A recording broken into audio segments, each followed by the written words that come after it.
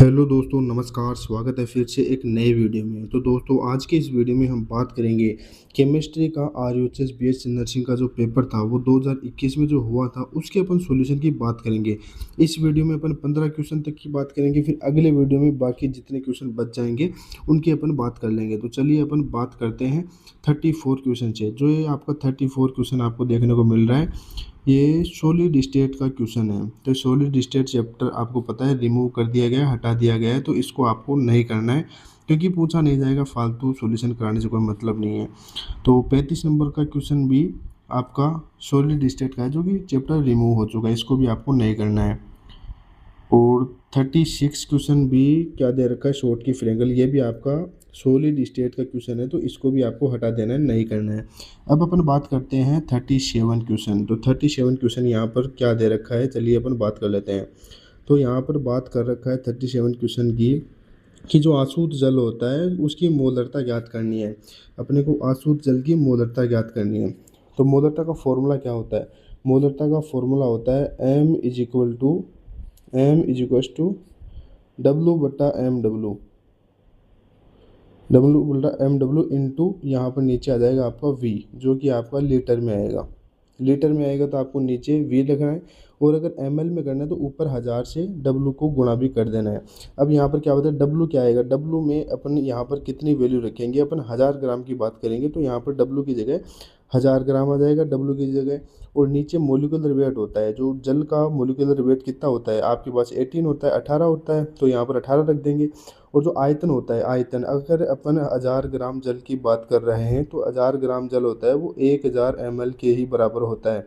यानी जो जल होता है वो द्रव्यमान और आयतन में बराबर वैल्यू होती है उसकी। तो 1000 ग्राम अगर यहाँ पर ले रहे हैं तो 1000 ml यहाँ पर आयतन आ जाएगा। तो 1000 ml में कितना होता है, 1 लीटर होता है। तो 1 लीटर यहाँ पर V की जगह रख देंगे। तो यहाँ पर टोटल कितना बच जाएगा, W की मान अगर 1000 अपन रख रहे हैं तो 1000/18 आ रहा है, तो कितना आ जाएगा 55.5। अपन यहाँ पर सॉल्यूशन करेंगे तो 55.5 मोलर यहाँ पर इसकी मोलरता आ जाएगी शुद्ध जल की। इसके बाद में यहाँ पर आपका ऑप्शन डी राइट चला जाएगा। इसके बाद में अपन बात करते हैं 38 क्वेश्चन की।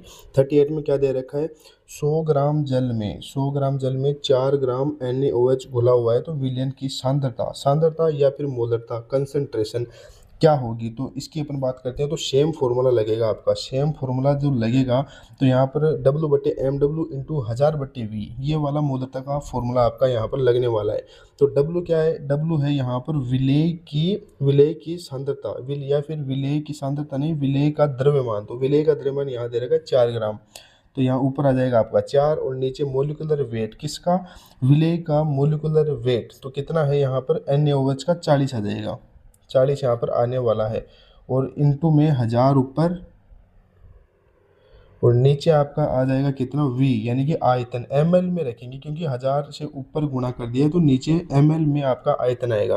तो आयतन कितना आएगा, विलियन का आयतन यहाँ पर कितना है, विलियन का अपने पास द्रव्यमान दे रखा है 100 ग्राम दे रखा है। तो अभी मैंने आपको बताया था 1000 ग्राम जो जल होता है वो 1000 ml जल के बराबर होता है, यानी इसका द्रव्यमान और आयतन बराबर होता है। तो 100 ग्राम किसके बराबर हो जाएगा, 100 ग्राम आपका 100 ml के बराबर हो जाएगा। तो विलियन का आयतन जो आएगा यहाँ पर, तो यहाँ पर 100 ml आयतन आ जाएगा। 2 बिंदु से यहाँ पर 2 बिंदु कट जाएगी, एक से ये कट गया, तो आपका टोटल कितना मोलरता है, कितनी सांद्रता आएगी, यहाँ पर सिंपली आपका 4 से 4 करने के बाद 1 मोलरता आपकी सांद्रता आ जाएगी। तो ऑप्शन नंबर यहाँ पर सी अपना जो है राइट चला जाएगा, 1 m।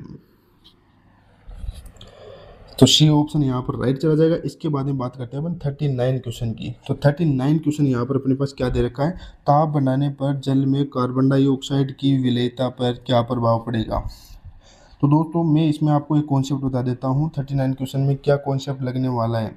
जो दोस्तों ताप बढ़ाते हैं, अगर अपन टेम्परेचर बढ़ाते हैं तो जो गैसें होती हैं तो उनकी सोल्यूबिलिटी जो है घटती है, सोल्यूबिलिटी विलेयता वो है घटती है। तो सोल्यूबिलिटी ताप बढ़ाने पर घटती है। तो यहाँ पर क्या दे रखा है, ताप बढ़ाने पर जल में कार्बन डाइऑक्साइड की विलेयता सोल्यूबिलिटी जो है घटेगी दोस्तों। तो ऑप्शन बी यहाँ पर राइट जाएगा आपका, ऑप्शन बी जो है यहाँ पर राइट चला जाएगा। 39 में ऑप्शन बी राइट चला जाएगा। इसके बाद में बात करते हैं अपन 39 के बाद 40 क्वेश्चन। 40 क्वेश्चन भी आपका केमिस्ट्री एंड एवरीडे लाइफ से पूछा गया था। तो यहाँ पर किस क्या दे रखा है, एलर्जी का कारण कौन सा रसायन होता है। तो सिंपली इसमें आप आंसर तो याद कर सकते हैं, हिस्टामिन आएगा इसका। एलर्जी का कारण हिस्टामिन है। तो बायोलॉजी का भी क्वेश्चन है, बायोलॉजी में भी ये क्वेश्चन दिया गया है, तो आप इसको याद जरूर कर लें। इसको आप हटा नहीं सकते क्योंकि बायोलॉजी में भी पूछा गया है, तो आप इसको याद ही कर लीजिए। 41 क्वेश्चन दे रखा है आपका, 41 भी रिमूव चैप्टर में से, निम्न में से प्रशांतक नहीं है। तो प्रशांतक नहीं है, ये भी रिमूव चैप्टर में से, आपको इसको याद नहीं करना है। वैसे तो आंसर इसमें पैरासीटामोल आएगा, आप याद भी कर सकते हैं, लेकिन कोई ज़रूरी नहीं है, पूछा नहीं जाएगा। इसके बाद में अपन बात करते हैं 42 क्वेश्चन की। 42 क्वेश्चन क्या दे रखा है यहाँ पर, 42 क्वेश्चन दे रखा है, हाइड्रोजन आयोडाइड का निर्माण किस कोटि की अभिक्रिया है। तो मैं आपको बता दूं, हाइड्रोजन आयोडाइड है, उसका जो निर्माण होता है वो एक शून्य कोटि अभिक्रिया है, शून्य कोटि, ऑप्शन ए राइट जाएगा। अब आपसे एक क्वेश्चन मैं करना चाहूँगा, जो H2O2 होता है, H2O2 होता है, इसका जो विघटन होता है वो कौन सी कोटि की अभिक्रिया होती है, ये आप हमें कमेंट में बताना। H2O2 का विघटन होता है वो कौन सी अभिक्रिया होती है, कौन सी कोटि की अभिक्रिया होती है, वो आप हमें नीचे कमेंट में बताओ। इसके बाद में बात करते हैं अपन क्वेश्चन नंबर 43। 43 में क्या दे रखा है, एक प्रथम कोटि अभिक्रिया की अर्धायुकाल दे रखी है, टी हाफ दे रखा है, गुणनतर 0.3 सेकंड। तो उसका वेग स्थिरांक होगा, उसका वेग स्थिरांक यानी कि वेग स्थिरांक के का मान पूछ रहा है। तो के का सूत्र क्या होता है, अपने पास टी हाफ यानी जो अर्धायुकाल होती है उसका फॉर्मूला क्या होता है, अर्धायुकाल का फॉर्मूला होता है अपने पास 0.693 बट्टे जो के होता है। तो के इज इक्वल टू क्या हो जाएगा, के बराबर 0.693 बट्टा 693 बट्टा टी हाफ, टी हाफ कितना दे रखा है, 69.3 दे रखा है। तो इसको अपन जब कट करेंगे तो आंसर क्या आएगा अपने पास, 10⁻² सेकेंड, सेकेंड इनवर्स अपने पास आंसर आने वाला है। तो कौन सा दे रखा है, ऑप्शन बी यहाँ पर राइट चला जाएगा, 10⁻² सेकेंड इनवर्स यहाँ पर राइट ऑप्शन चला जाएगा। इसके बाद ये बात करते हैं अपन क्वेश्चन नंबर कौन सा, 44 यहाँ पर दे रखा है, पेट्रो रसायन में एल्कोहल का गैसोलीन परिवर्तन किस जियोलाइट उत्प्रेरक द्वारा होता है, किस जियोलाइट उत्प्रेरक द्वारा होता है, ZSM5। ये आपको याद रख लेना है, ZSM5 जो है जियोलाइट उत्प्रेरक काम में लिया जाता है एल्कोहल को गैसोलीन में परिवर्तित करने के लिए। इसके बाद बात करते हैं अपन 45 क्वेश्चन की। 45 नंबर, यूरिया का जल अपघटन किस एंजाइम द्वारा होता है। तो जो यूरिया का जल अपघटन होता है आपका यूरिएज एंजाइम के द्वारा। यूरिया को जल अपघटित जब अपन करते हैं तो यूरिएज एंजाइम जो है काम में लिया जाता है, ऑप्शन ए राइट आंसर चला जाएगा। इसके बाद में बात करते हैं 46 क्वेश्चन की। तो 46 क्वेश्चन क्या दे रखा है, नाइट्रिक एसिड किस तरह का अम्ल है। नाइट्रिक एसिड, सबसे पहले तो इसमें आपको नाइट्रिक एसिड का फॉर्मूला आना चाहिए। तो फॉर्मूला क्या होता है, HNO3। अब किस तरह का अम्ल होता है, एक क्षारकीय, द्विक्षारकीय, त्रिक्षारकीय। तो इसमें क्षारकता ज्ञात करनी है। क्षारकता क्या होती है, जो अम्ल होता है वो कितने H+ दे रहा है या फिर कितने H+ जो है ग्रहण कर रहा है जल में डालने पर, जल में घोलने पर। तो इसको जब जल में डालेंगे तो H+ किस में टूटेगा, ये H+ में टूटेगा प्लस NO3-। तो कितना H+ ये जल में दे रहा है, एक H+ एक है तो एक ही देगा, तो एक H+ यहाँ पर दे रहा है। तो ये एक क्षारकीय होगा। एक क्षारकीय कौन से ऑप्शन में दे रखा है, ए में दे रखा है, एक क्षारकीय अम्ल है। 46 में आपका एक क्षारकीय अम्ल आ जाएगा। इसके बाद बात करते हैं अपन 47 क्वेश्चन की। तो 47 में क्या दे रखा है, कौन सा फास्फोरस अत्यधिक क्रियाशील है। तो सबसे ज़्यादा क्रियाशील कौन सा फास्फोरस आपका, ये पी ब्लॉक का क्वेश्चन है। तो 47 में आपका आ जाएगा श्वेत या फिर white phosphorus, option C right answer चला जाएगा इसमें। इसके बाद में अपन बात करते हैं एम्फोटेरिक ऑक्साइड कौन सा है। 48 क्वेश्चन, एम्फोटेरिक उभयधर्मी ऑक्साइड कौन सा है इसमें से। तो 48 में उभयधर्मी ऑक्साइड होता है आपका Al2O3, ऑप्शन तो ये राइट चला जाएगा इसमें। लेकिन बाकी तीन ऑप्शन हैं, वो तीन ऑप्शन कौन कौन से हैं, जो आपका Na2 होता है, Na2 होता है आपका एक बहुत ही ज़्यादा स्ट्रॉन्ग बेस होता है, ये बेसिक ऑक्साइड होता है, बेसिक ऑक्साइड है। इसके बाद MgO है, ये भी एक बेसिक ऑक्साइड है। लेकिन जो आपका CO2 है, CO2 एक एसिडिक ऑक्साइड होता है, एसिडिक ऑक्साइड होता है आपका कौन सा, CO2।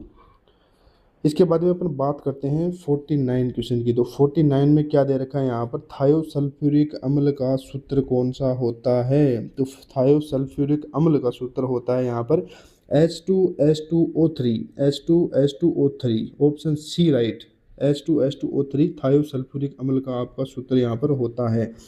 इसके बाद में बात करते हैं अपन 50 क्वेश्चन की, 50 नंबर वाला। 50 नंबर में दे रखा है XeOF2 की ज्यामिति निम्न में से कौन सी होती है। तो सबसे पहले तो अपन बात करें इसकी स्ट्रक्चर अपने को आनी चाहिए, स्ट्रक्चर बनानी अपने को आनी चाहिए। स्ट्रक्चर कैसे बनेगी इसकी, चलिए अपन बात करते हैं। तो जो आपका जेनोन होता है, जेनोन के बाह्यतम कोश में कितने इलेक्ट्रॉन होते हैं, तो इसका ऑक्टेट पूर्ण होता है, तो इसमें 8 इलेक्ट्रॉन होते हैं। इसमें बाह्यतम में 8 होते हैं।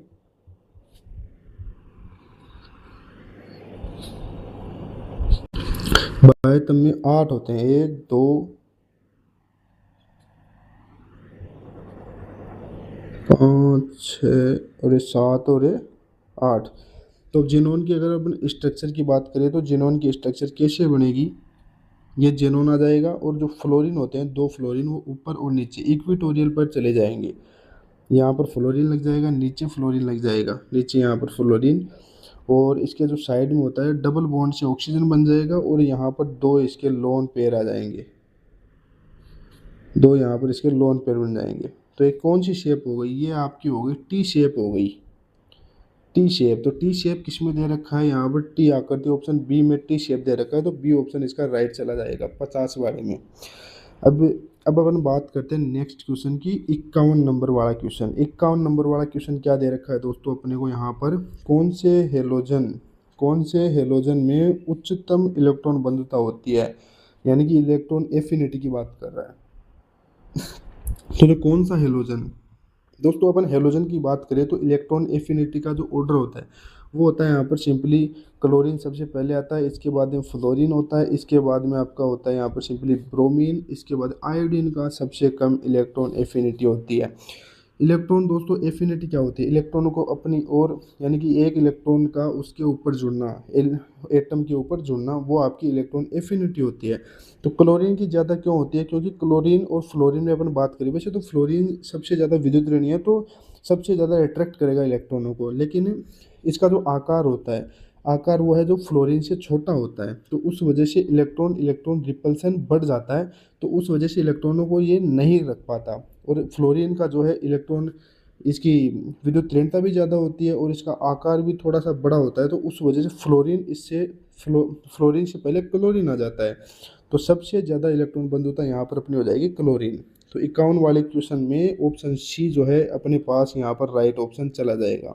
दोस्तों अपन ने बात करी है, कितने क्वेश्चन हो गए अपने, 15 क्वेश्चन हो गए। 15 के बाद जितने बच गए आपके 18 क्वेश्चन, उनकी अपन पार्ट 2 में बात करेंगे। ये आपका पार्ट 1 है, पार्ट 2 में अपन अगले जितने क्वेश्चन बच गए उनकी अपन बात करेंगे। तो इसी के साथ अपन अगले वीडियो में मिलेंगे, तब तक के लिए जय हिंद, वंदे मातरम।